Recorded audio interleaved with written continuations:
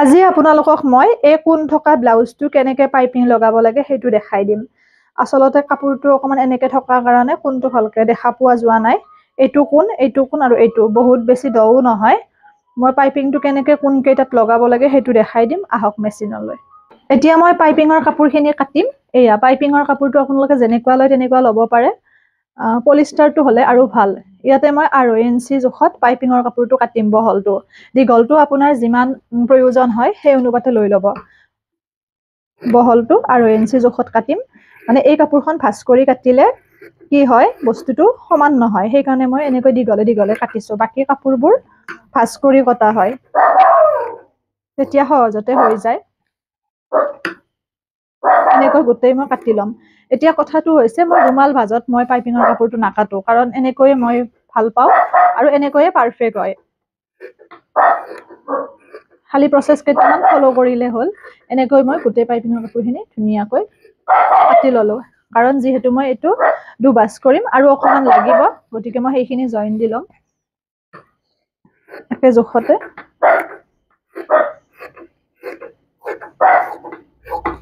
ইমানমান হয়তো প্ৰয়োজন হ'ব পাৰে। এইখিনি এতিয়া মই এইখিনি জইন দিম ইয়াতে।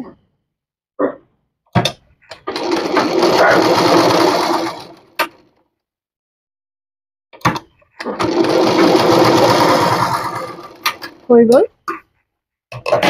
এতিয়া আমি পাইপিংটো লগাম। মই দুভাঁজ কৰি পাইপিংটো লগাম, তেতিয়া ফিনিচিংটো ধুনীয়া হয়। এইটো যিহেতু ব্লাউজ, পাইপিংটো লগাবৰ কাৰণে আমি ইয়াৰ পৰা লগাম এনেকৈ। আৰু একদম মূৰেৰে চিলাইটো খালি নামাৰিব, অকমান দূৰেৰে মাৰিব, নহ'লে ফাহি যোৱাৰ চান্স থাকে।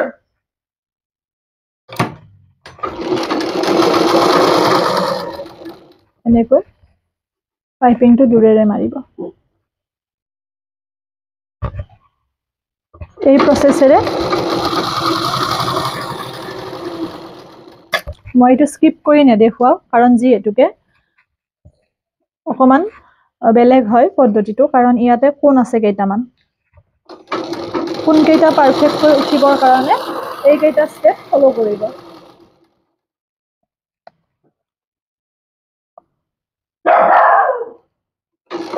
এনেকৈ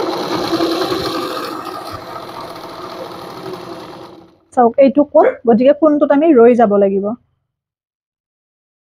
বহুতে ভাঁজ কৰি দিয়ে, কিন্তু ভাঁজ নকৰিলেও কথা নাই। মই ভাঁজ নকৰাকৈ কোণকেইটা উঠাম, চাব। ভাঁজ কৰিলে অলপ ছেটটো ভাল নহয়। এয়া অলপ আগলৈকে লৈ যাব কোণটোৰ, তাৰপিছত পুনৰ ইয়াতে ঘূৰাই দিব। ঘূৰাই দি আকৌ এইটো কোণলৈকে যিটো হিচাপত আপোনাৰ ছেটটো আছে সেইমতে আনিব। এয়া এই কোণটোলৈকে অলপ আগলৈকে আনিব, তেতিয়া আপোনাৰ জুমটো ধুনীয়া পাৰফেক্টকৈ উঠিব। বেজিটো সোমোৱাই ৰাখিব, তেতিয়া ভাল।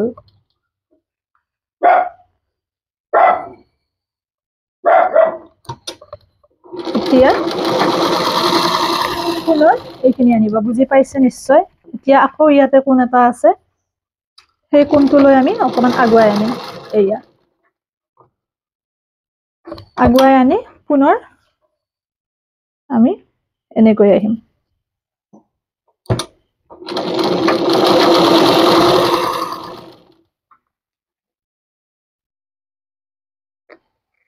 তাৰ পিছৰ ষ্টেপখিনি মই দেখুৱাই আছো, চাই থাকক।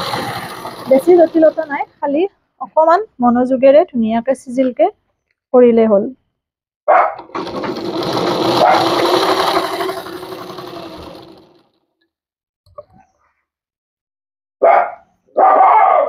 এয়া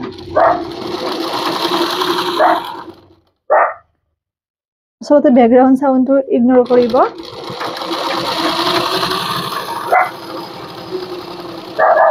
এয়া হৈ গ'ল। এতিয়া আমি কি কৰিম চাই থাকক।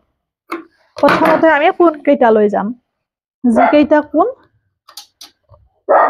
চাব, ইয়াতে ওপৰেৰে আপোনালোকে সিমানখিনিহে কাটিব, তমডাল যাতে কটা নাযায়, কাৰণ তমডালেৰে সেইখিনি আপোনাৰ নেদেখা হৈ থাকিব লাগিব। বুজি পাইছে নিশ্চয়, সিমান প্ৰয়োজনত কাটিব। তেতিয়া পাইপিংটো ধুনীয়া ফিনিচিং হয় আৰু তলৰ ফালেও সেম প্ৰসেছত কাটি দিব এইয়া ঠিক তেনেকে ওপৰৰখিনিও এনেকৈ সেম প্ৰসেছত যিমানখিনিলৈ পাইপিংটো যায় সিমানখিনিলৈ কাটিব ঠিক তেনেকে এইটো কোণটো ভাঁজ কৰি দিয়াতকৈ এই প্ৰসেছত ধুনীয়া হয় মই বাৰু তেনেকৈও এটা দেখুৱাম এই গোটেইখিনি কোণৰ কাম হৈ গ'ল এতিয়া আমি এই বস্তুখিনি ধুনীয়াকৈ কাটিম সমান এনেকৈ গোটেই সম্পূৰ্ণ বাউণ্ডাৰীটোতে এনেকৈ কাটিব সাৱধানে কাটিব নতুনখিনিয়ে নহলে বহুতৰে পিছ কটা যায় এনেকৈ মই গোটেইখিনি কাটি লম কাটি আপোনালোকক দেখুৱাই আছো এই গোটেইখিনি মোৰ এনেকৈ কাটি লোৱা হৈ গ'ল এয়া এতিয়া আমি পাইপিংটো লগাম ওচৰত আনা এয়া এনেকৈ টমডাল দি ল'ব ধুনীয়াকৈ টমডাল দি এনেকৈ লুটিয়াই দিব পাইপিংটো লগোৱাৰ প্ৰচেছটো শিকি লওক একেলগতে আৰু মাজে মাজে এনেকৈ দি থাকিব লাগিব কাৰণ নহ'লে পটককৈ টমডাল ছাইড হৈ যায় গতিকে পাইপিং লগোৱাৰ এইটো এটা ট্ৰিক নতুনসকলে প্ৰথমতে টমডাল দি বহু দূৰলৈকে একেলগতে চিলাই যাব বিচাৰে কিন্তু সেইটো ভুল প্ৰচেছ এয়া প্ৰথমখিনি আচলতে ব্লাউজটোৰ সকলোতকৈ সাৱধানে লগাব লগা বস্তুটোৱে হৈছে পাইপিংটো যাব খালি সমান হ'ব লাগিব চিলাইটো তেতিয়াহে পাইপিংটো দেখিবলৈ ভাল হয় পাইপিংটো যিমান মিহি কৰিব পাৰে ব্লাউজটো সিমানে সুন্দৰ হ'ব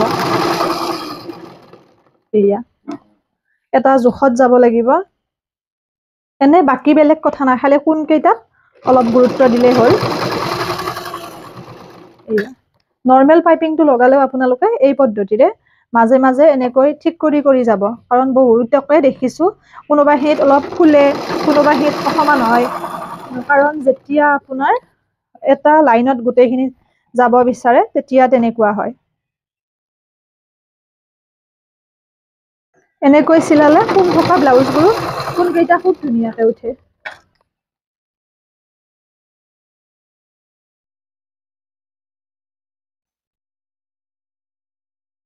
পাইপিঙৰ কাপোৰৰ কাৰণে সদায় পলিষ্টাৰ কাপোৰটো ভাল পাইপিঙৰ কাৰণে লগতে বেক সাইডৰ দৰিডালৰ কাৰণে এইবোৰ কাপোৰতকৈ দামো কম আৰু ভালো এনেকৈ এয়া এটা কোনটো পাইছো নহয় কোনটোলৈকে অলপ আগুৱাই যাব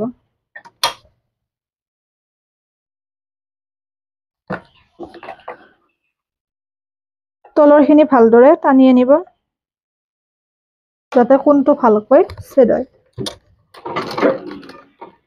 এইখিনি হৈছে কোন এনেকৈ ৰৈ এতিয়া এইটো আমি বেকাকে আনিব লাগিব পাইপিংটো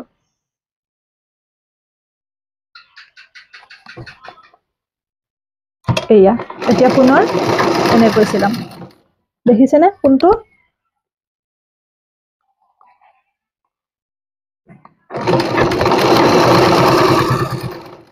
এই পদ্ধতি হ'ব লাগিব ঠিক তেনেকে এই তলৰ কোনটো সেম প্ৰসেছত তলৰখিনি খালি ঠিক কৰি ল'ব কাৰণ তলখিনি যদি আপোনাৰ ফিনিচিং ভাল নহয় এয়া পটককৈ সাইড হৈ যায়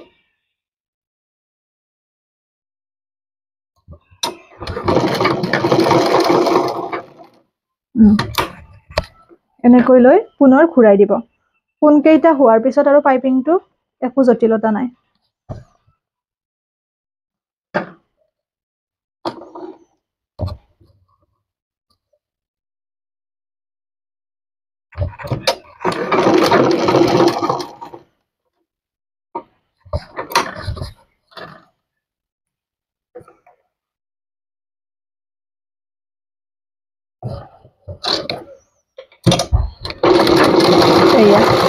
এইদৰে যেহেতু বহুত বেছি কোন দিয়া নাই অকমান জাস্ট আমি ডিজাইনটো দিছো এইটো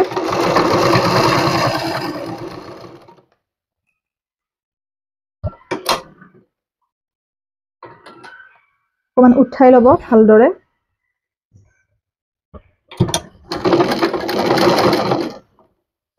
এয়া এতিয়া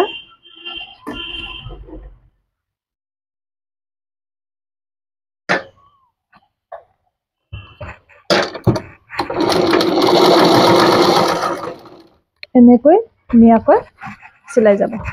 এতিয়া আমাৰ কোণৰ কামটো শেষ আৰু বেছি জটিলতা নাই।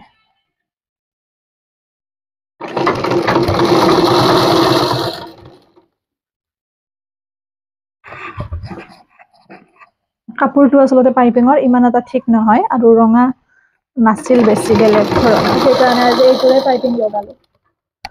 এইদৰে মই গোটেইখিনি চিলাই ল'ম, লৈ পিছৰ ষ্টেপটো দেখুৱাই আছো। এইখিনি এয়া হৈ গ'ল, এনেকৈ পাইপিংটো গোটেইখিনি লগাই লোৱা। এতিয়া আমি নেক্সট ষ্টেপলৈ যাম। এতিয়া আমি এইখিনি এনেকৈ মুৰণি মাৰিব লাগিব। পাইপিংটো যিমান সৰু কৰিব পাৰে সেইটো নিজৰ কেপাচিটি, যিমান সৰু কৰিব সিমানে ফিনিচিং ভাল হ'ব।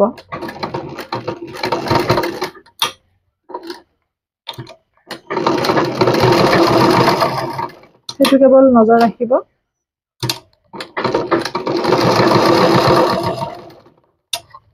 এনেদৰে গোটেই পাইপিংটো আমি লগাই যাম। খালি যিকেইটা আমাৰ কোণ আছে কোণকেইটাত অলপ পাইপিংটো ধুনীয়া ফিনিচিং কৰিব।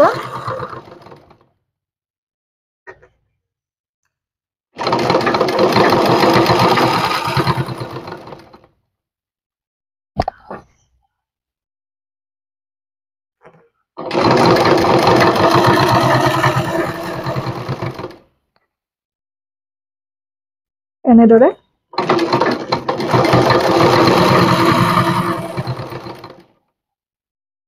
কোনটো আমি পাব ৰৈছে, কোনটোৰ ঠাইখিনি চাব।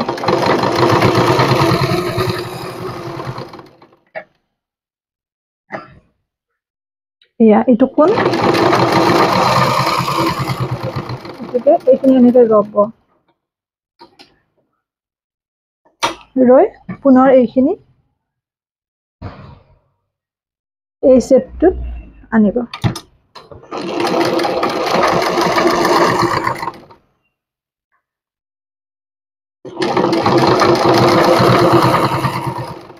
এয়া এইখিনিও ঠিক কৰি ল'ব।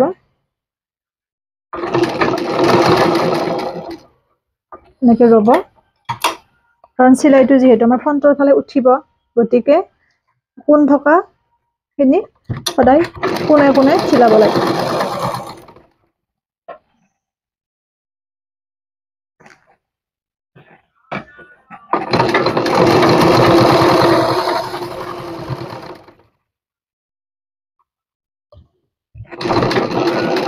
এয়া এতিয়া পুনৰ আমি এইটো কোণ এনেকে ঘূৰাই দিম, দি পেলাই আৰু কোণ নাই, গতিকে এইখিনি আমি নৰ্মেল চিলাই যাম এই পদ্ধতিৰে।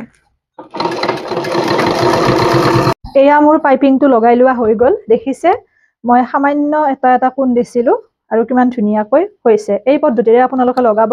ব্লাউজটো ফিটিং কৰা হোৱা নাই, ফিটিং কৰাটো আপোনালোকক দেখুৱাম। বহুতে ফিটিং কেনেকে কৰি দেখুৱাব কৈ আছিল, আচলতে মই ক্লাছৰ বাবে সময় তেনেকে নাপাওঁ কাৰণে দেখুওৱা হোৱা নাছিল। আজি সেয়ে হাত লগোৱা, পাইপিং লগোৱা, ফিটিং কৰা সেইখিনি আপোনালোকক দেখাই দিম। আশা কৰো বুজি পাইছে। পুনৰ নতুন ভিডিঅ' এটিয়ে লগ পাম আৰু অনলাইন ক্লাছ আৰম্ভ হ'ব 14 নৱেম্বৰৰ পৰা। যদি কোনোবাই বিচাৰে ক্লাছটো কৰিম বুলি মোক মেছেজ কৰিব হোৱাটছআপত, হোৱাটছআপ নাম্বাৰটো লগতে গ্ৰুপৰ লিংকটো মই দি দিছো। এনে যাতে জইন নহয়, শিকাৰ ইচ্ছুকসকলেহে জইন হ'ব।